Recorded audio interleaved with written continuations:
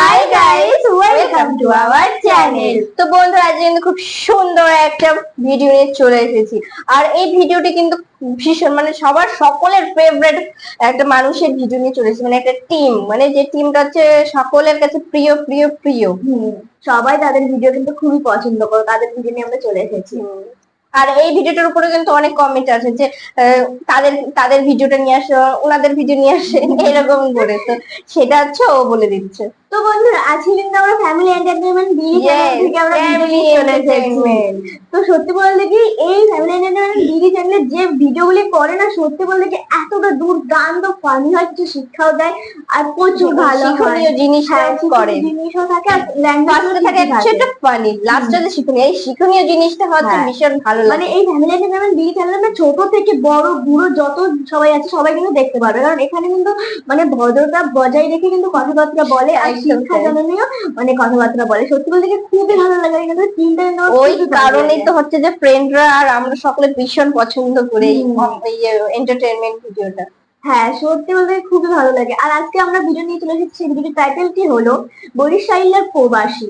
তো আমরা দেখবো যে হয়তো আজকে বরিশালের প্রবাসী নিয়ে কিছু একটা দেখাবে, সেই সব দেখবো কি কি হতে চলেছে, আর সেই দৃশ্যগুলো দেখবো, আর আশেপাশে জায়গা কেমন কি হতে চলেছে সেটা দেখবো। কারণ আমাদের তো আর কোনোদিন ঘোরা হবে না ওইদিকে, তো আমরা অবশ্যই এইভাবেই দেখে দেখে এনজয় করবো এখানে বসে। হ্যাঁ, সেটাই। তো বন্ধুরা, আপনারা অবশ্যই প্রথম দিকে দেখবেন, কারণ একটা জায়গায় স্কিপ করলে না মিস পুরো একদম মজাটা উড়ে যাবে। আর প্রচুর ভালো হতে চলেছে, আর আমার তো খুবই ভালো লাগে।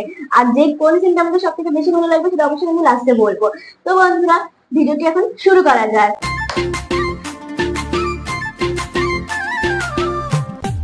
হ্যালো বাদান, তুমি কেমন আছো আব্বু? আলহামদুলিল্লাহ ভালো আছি মা, তুমি কেমন আছো? মাশাআল্লাহ, আমিও ভালো আছি। তার বাদান, তোমার খবর কি? শরীর স্বাস্থ্য ভালো? ও মা, আমি তো কালকে বাংলাদেশে আইতে আছি। ও কয় কি? হ্যাঁ বাদান, কি হয়েছে তোমার? ওখানে কি কোনো সমস্যা? ওখানে কি দেশে কি কোনো সমস্যা চলে ওই দেশে? ও মা, প্রবাসে তো 13-14 বছর ধরে আছি। তোমাকে মনটা একসাথে দেখতে চাই। ও ঠিক আছে, আও, সমস্যা নাই, আমারও দেখতে মনে চাই তোমার। তার ওই যে তুমি আইলে তো আত্মীয় স্বজন তোমার ধরবে আনে কালে খিচ্ছা, তুমি ই করো, যা যা আনার কথা আত্মীয় স্বজনের লগে কিছু কিছু আইনো। আর ওই তোমার বোনের যে বললাম না হাতের রুলি, হ্যাঁ ওই আর ঘরের যে জিনিস কথা কইছিলাম ওই আইনো কইলো। এই হ্যাঁ তো আনমু। তার ওই দোয়া করিও, কালকে চলে আইতে আছি।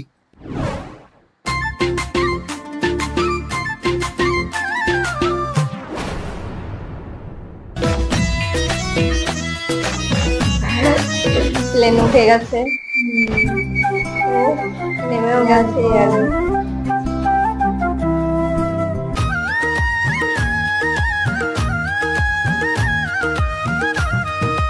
হ্যালো মা। হ্যালো আব্বু, তুমি কোন সময় যাইছো? হয় আমি ওই যে বিমানবন্দরে কেবল নামছি, বাংলাদেশে ওই জায়গায় বসে আছে মা। তার আব্বু ওই যা যা কইছিলাম সব আনছো? ওই আত্মীয় স্বজন তোমার মামু খালু, তোমার দুলুয়া ভাই, শুধু জিনিসপত্র আর কিছু না, জিনিসপত্রের খবর নিচ্ছিলে। হ্যাঁ হ্যাঁ আলহামদুলিল্লাহ সবকিছু আনছি। আমার আর সময় লাগবে না, বাড়তে আইতে 4-5 ঘন্টা লাগবে। সমস্যা নাই, সাবধানে আইও। ও 4-5 ঘন্টা তো আমরা সবাই আছি। ঠিক আছে।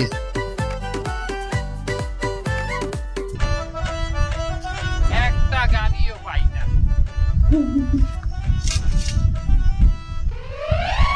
বাবু খয়রাত দাও।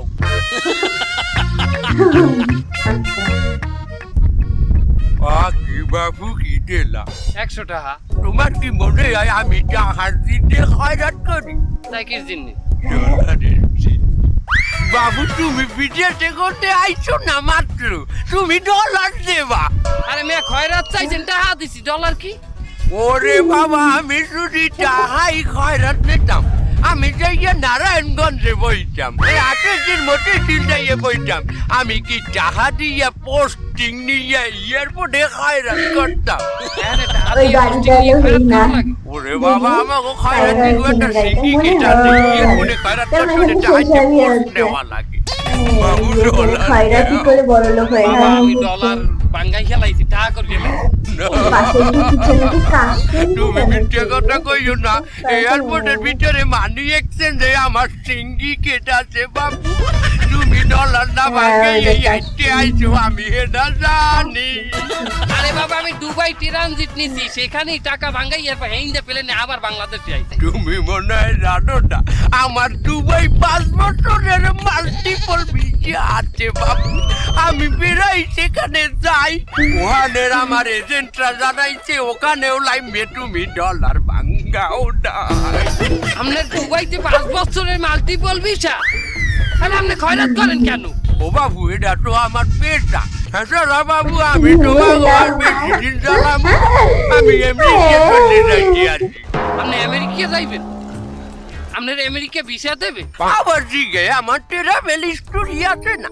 আমি 27টা দেশে খয়রাত করছি বাবু দেখাইয়া না আমার অ্যাসেট ভ্যালুয়েশনে সম্পত্তির মূল্য দেখানো আছে 5 কোটি টাকা এই না বাবু আমেরিকায় খয়রাত করার দিনে আমি IELTS করছি IELTS কি ওরে বাবু ইন্টারন্যাশনাল খয়রাতি ল্যাঙ্গুয়েজ ট্রেনিং সিস্টেম বুঝলাম আপনি আমেরিকা যাওয়ার কালে আপনার পেশাটা দেবেন কি ওরা তো পেশা দিকেইবে আপনার কি খয়রাতি পেশা দেখাইবে না আমি দেখাবো পেশা আমার ব্যবসা আমার তো ট্রেড লাইসেন্স আছে বাবু কি ট্রেড লাইসেন্স চাওয়া পাওয়া এন্টারপ্রাইজ চাওয়া পাওয়া কি মানে এই যে আমি তোমার $1 চাইলাম তুমি আবার দিলা এই যে আমি পাইলাম চাওয়া এবং পাওয়া বাবু ডলার দাও বাবা আমি বাঙালি লাইছি আমার ডলার নাই আমার দেন টাকা না বাবু ডলার তোমার দিয়েই যাইতে হবে দৌড় মিয়া পাও ডলার না দিয়ে তোমার যাইতে দিব না আমার ডলার লাগবে বাবু আমি ব্যাগ দেবো ডলার দাও কি অবস্থা না আমি ভাবলাম হয়তো এটা ওনার গাড়ি হতে পারে হয়তো হলো না এসাগুলো বাবলু সারা দেহ মনে আছে বিদেশ দিয়ে আইছে হাতে দামি ফোন তুই লম্বা আছিস তুই টান মারবি বাকিটা আমি দেখতেছি চল সামনে যাই পজিশনটা ঠিক করে আসি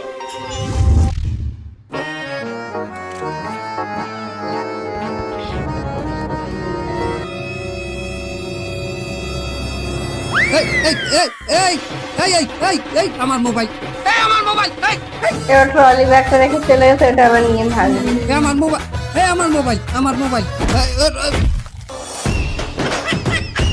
वाह ये टैलेंट देखते हैं चोर हो तो ऐसा এবার ট্রলিতেও না নিয়ে চলে যায় কোথায় আছে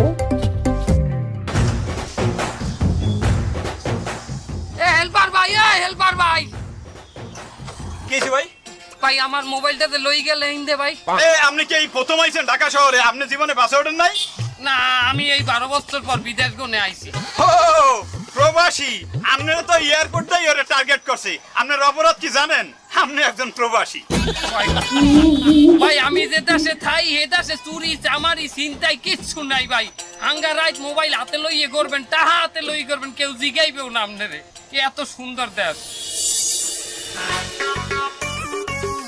বুয়া তোমার বলাই আমরা আই নাকি এবারটা থাম আইবি আনে তুই এত লাফাও কে বুঝলাম না তোর ঘটনাটা কি তুলে ভাই আপনি বোঝেন না আমার বাইক নিয়ে না অর্ডার আমার একটা দাবি আছে না ও আইবে অনেক কিছু আপনিও পাইবেন না নামটা আমি বুঝতে নিয়ে আমারটা পাবু মানে তুই কি কইতে চাও তোর দান্দাটা দান্ডা তো যখন বুঝতে লাইছেন তখন আপনার খোলা করে কই আপনি যে দান্দা হেইনে খারাইছেন আমিও হেই দান্দায় খারাইছি আমার বইনের বলা আমার একটু দাবি আছে আমার বাইক নিয়ে না অর্ডার আমি অনেক কিছুই পাই আপনারটা আমি বুঝতে লই এছাড়া তুই কইলিটা কি আমি দান্দায় খারাইছি এই বয়সে আমার লগে দান্দাটা যায় আয় বিনা স্বার্থে কি আইনে খারাইছেন হ্যাঁ আমি বুঝি না আপনি স্বার্থটা কি আইনে খারাইছেন কি লইগে বাইক নিয়ে কি নিয়ে আইতেছে না আইতেছে এগুলো ঠিক আতাই লইবে না আমার আগে কলম না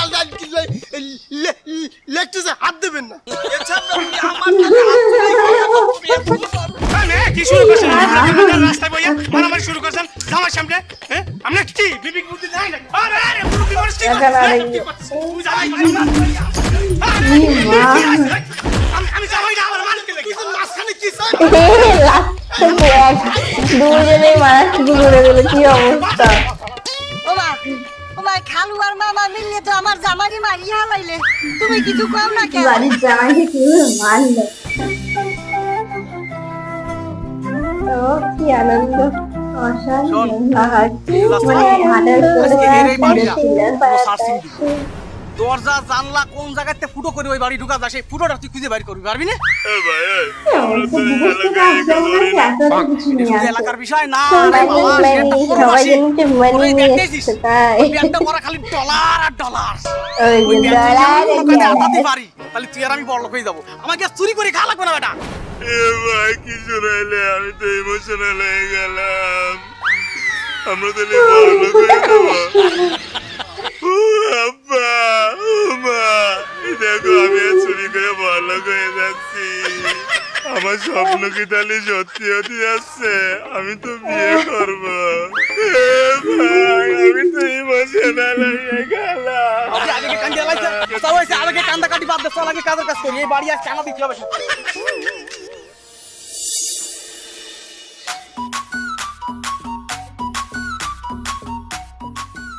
আরে শালা, বহুদিন পরে আমার বন্ধু বিদেশেতে আইছে না? শালা তো মনে হয় ব্যাগ ভর্তি ডলার ভরিয়ে আনিছে। এর আত্মীয় স্বজন খাইয়ে দেওয়ার আগে আমার খাইয়ে দিতে হবে। সবার আগে আমি ধরবো, দাবিটা আমারও বেশি থাকবে। যাই যাই যাই যাই। আরে বন্ধু, তুই এতদিন পরে আসলি। আয় আয় আয়, কি সেই ছোটবেলায় তোরে দেখেছি বন্ধু। তুই একদম শুকিয়ে গেছিস। দাঁড়া, কি খাবি? সফট ড্রিঙ্কস খাবি? না না না, খা বন্ধু, খা খা। তুই একদম শুকিয়ে গেছিস। আরে আল্লাহ, তুই খাবি না?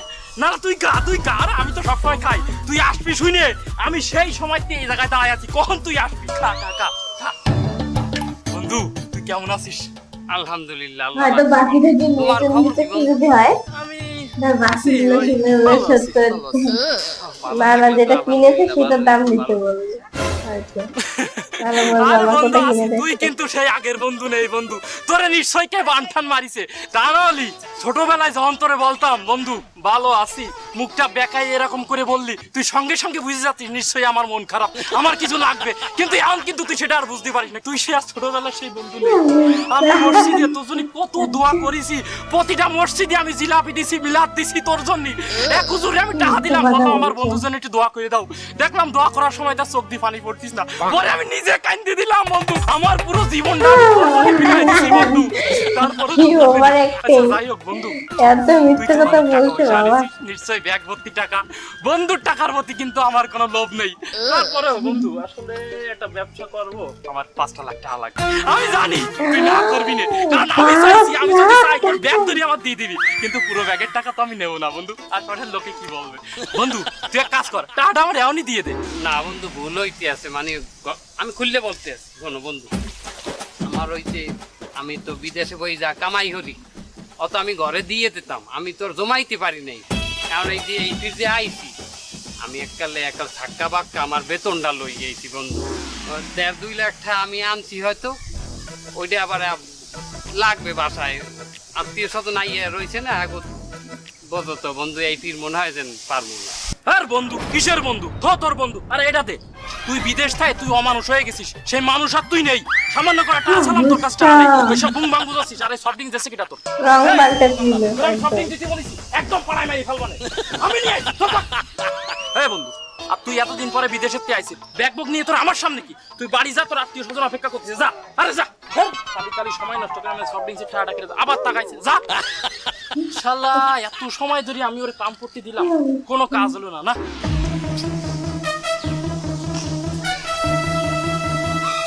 বাজান আইছো আমার পছন্দ হইছে রে। আরে বিদেশে ওইটাই তো আমার দরকার। কি অবস্থা, এই কি ঘরে ঢুকতে দেবে না। আমার ছাড় তো কইছি না ছাড়তে। এই জুতোটা আমার মেলা পছন্দ। আমার দে বাবা, আমার এই রুমে আছে তো। মামু খুব দরকার আছে মামু।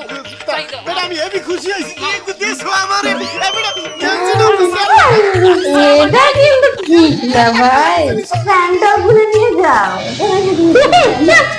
আরে হ্যাঁ, দেখ খুলে নিয়ে গেছে তো। দেখ নিজে করো,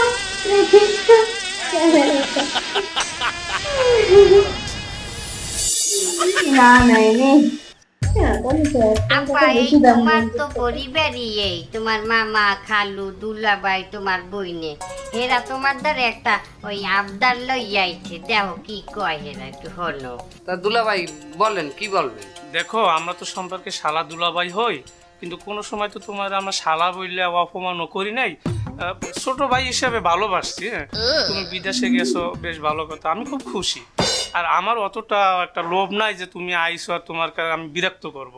এখন বিষয়টা হইলে কি ভাই, এখন আমি একসময় ভালো ছিলাম, এখন একটু অভাবে পড়ে গেছি, এই জন্য এখন হয়তো দেখা গেছে তোমার বোনের উপর 2-1টা লাতি সোফারও পড়তে পারে, কিন্তু তাও আমার অভ্যাস নেই দেওয়ার।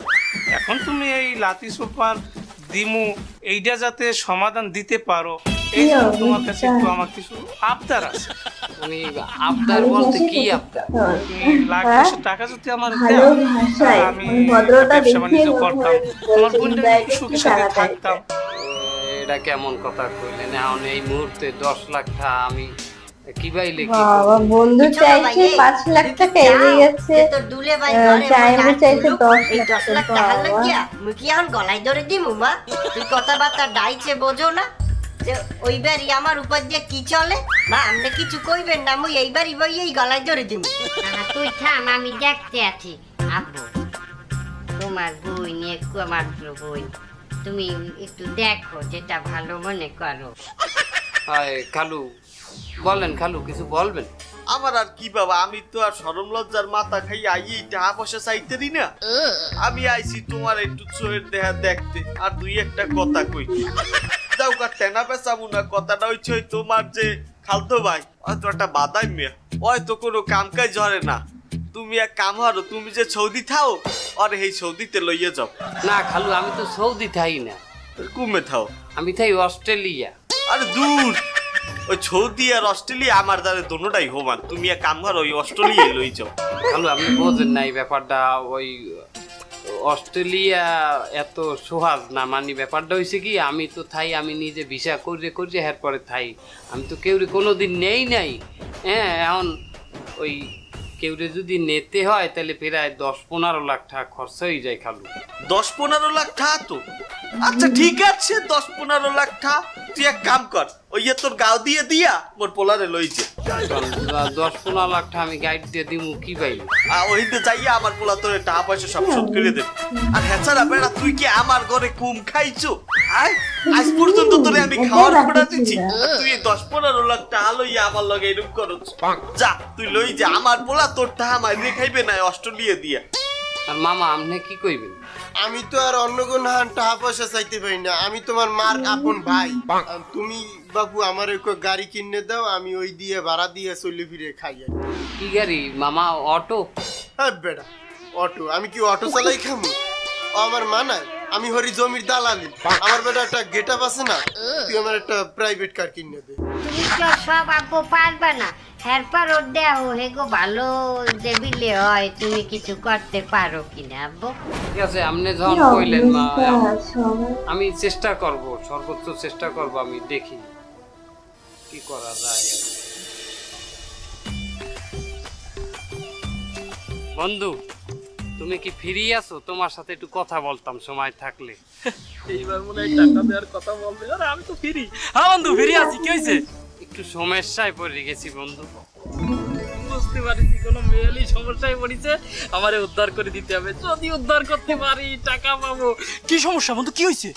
বন্ধু, আমি যে বিদেশ গনে আসছিলাম টাকা পয়সা নিয়া, এখন ওই আমাকে ঘরের খরচ, আত্মীয় স্বজনের খরচ সব মিলাই দিলে এটা হাতও ভাঙ্গি হেলাইছি। এখন আমার 1050 টাকা দাও বন্ধু, আমার যাওয়ার পেলেন বাড়া নাই। আরে তুমি আমার হাত ছাড়ো, তোমার মতো লোকজনে ভালো করে চিনি। অনেকগুলো টাকা নিয়ে আইছো, বিদেশের থেকে ডলার আনিছো, এখন আমি তোমার কাছে দাঁড় চাবো বলে তুমি এখন আমার কাছে এসে উল্টো দাঁড় চাচ্ছ যাতে আমি আর টাকা না চাতে পারি। এই যে এইসব ব্যবসা কোনদিন নিতে শিখছ? তুমি উল্টা পুল্টা মনে করবা না বন্ধু, আমি যাইয়ে বেতন পাই টাকা পাঠাই দিম বন্ধু। তুই আবার হাত ধরলি কেন? হাত ময়লা করতেছিস কেন? যা যা ওই দিক যা, সর। এই যে সর, নাইলে কিন্তু একদম পাড়ায় মেরে ফেলবো। সর এই জায়গা, সর। কলাটা খাচ্ছিলাম তারা একদম মুডটাই নষ্ট করে দিল। আপনার পোলার তো অস্ট্রেলিয়ার ভিসা হয়ে গেছে। আমি তো এই ভিসা করার সময় আমি তো 12 লাখ টাকা দিয়েছি, এত আপনি জানেন, আপনার সামনেই দিয়েছি। কারণ খালু আমার তো যাওয়ার সময় হয়ে গেছে, আমি খুব সমস্যার মধ্যে আছি। টাকাটা কি দিতে পারবেন? আমার পোলা কি অস্ট্রেলিয়া গেছে? না, যাই নাই, ভিসা তো হয়ে গেছে, যাইবে। একটা টাকা কামাই করছে অস্ট্রেলিয়া যাইয়ে? না, তা তোর লাগে আমার কথাটা আছে লেকি, আমার পোলা অস্ট্রেলিয়া যাইবে, কামাই করবে, সেইখান থেকে কিছু টাকা আস্তে আস্তে তোরে পরিশোধ করার চেষ্টা করবে। তুই এখনই আইয়া আমার দ্বারে টাকা চাও কোন মুহে? আপনারে কিছু টাকা ধার দিয়ে চালাম না, এখন মানে যদি টাকাটা ফেরত দিতেন আমার একটু সুবিধা হইতে। আমি যাওয়ার সময় আমার অনেক টাকা পয়সা দরকার। ঠিক আছে, টাকাটা দেওয়া উচিত, পাওয়া ঠিক আছে, কিন্তু এই মুহূর্তে তো আমার টাকা পয়সা নাই। টাকা পয়সা অনেক খরচ হয়ে গেছে। আর বিশেষ করে তোমার বোনের উপর আমি অনেক রাগ হইছি, অনেক ঝাড়ছি ইচ্ছে মতো, কিন্তু আমার পক্ষে তো এখন সম্ভব না। তুমি অন্য ব্যবস্থা করো। দেখেন, আপনার ছেলের জন্য 2 ব্যাগ রক্তের প্রয়োজন, কিন্তু আমরা একজন ডোনার ম্যানেজ করতে পেরেছি। কিন্তু সেই একজনটা কোথায়? ওই যে ভাই, আপনাকে অসংখ্য ধন্যবাদ, আপনি আমার ছেলের জন্য রক্ত দেবেন, কিন্তু ভাই আমার ছেলে তো আরো 1 ব্যাগ রক্তের প্রয়োজন। এখন কথা বলার সময় নাই, তাড়াতাড়ি আপনারা রুগীর কাছে আসেন। ভাই, আপনি 2 ব্যাগ রক্তই আমার গা দিয়ে নেন। কি বলেন ভাই, আপনি একসাথে 2 ব্যাগ রক্ত দিবেন? এটা তো আপনার জন্য ক্ষতি হতে পারে। ভাই সময় নাই এখন, আপনার ছেলের এমার্জেন্সি রক্ত দরকার। আপনি চলেন চলেন এখন।